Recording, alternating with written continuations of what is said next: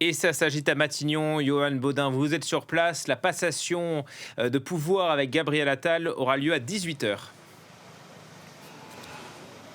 Oui, effectivement, je suis actuellement rue de Varennes, devant l'hôtel de Matignon. Il faut savoir que Gabriel Attal était en déplacement aujourd'hui à Poissy. Il lui faut le temps de rentrer.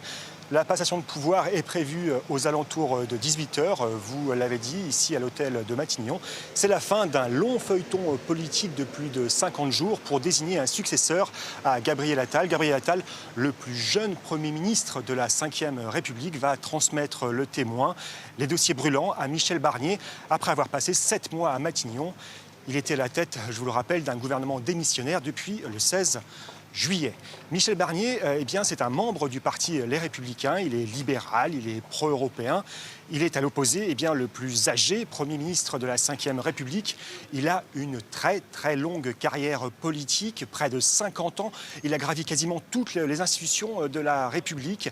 Il a exercé des fonctions locales dans son fief en Savoie, a été élu le plus jeune député à l'époque en 1978, a été aussi sénateur. Il a été nommé 4 fois ministre. Il a travaillé avec 3 présidents de la République, désormais avec un 4e. Il est donc le nouveau Premier ministre désormais d'Emmanuel Macron. Mais depuis 15 ans, c'est surtout au sein des institutions européennes qu'il a poursuivi sa carrière. 2 fois commissaire européen, il a surtout été le négociateur en chef en charge du Brexit. Il en retire un sens du compromis et des négociations. Et cette expérience européenne, c'est aujourd'hui un message envoyé aux partenaires européens, un message pour rassurer, car la France est sous surveillance pour déficit excessif. C'est donc un Premier ministre expérimenté, travailleur, un homme de dossier, fin négociateur, qui va prendre les rênes de Matignon.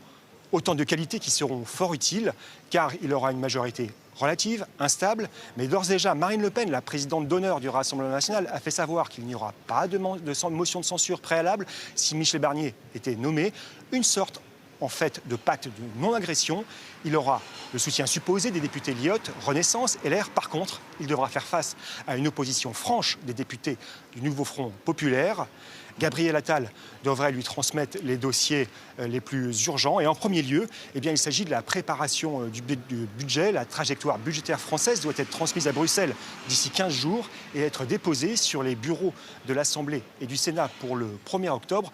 Mais d'ici là, Michel Barnier aura beaucoup d'autres dossiers à gérer où son sens du compromis et de la négociation seront remises à rude épreuve, à savoir la composition de son gouvernement, en accord avec le chef de l'État, les partis qu'il soutiennent, le tout dans un climat politique national instable.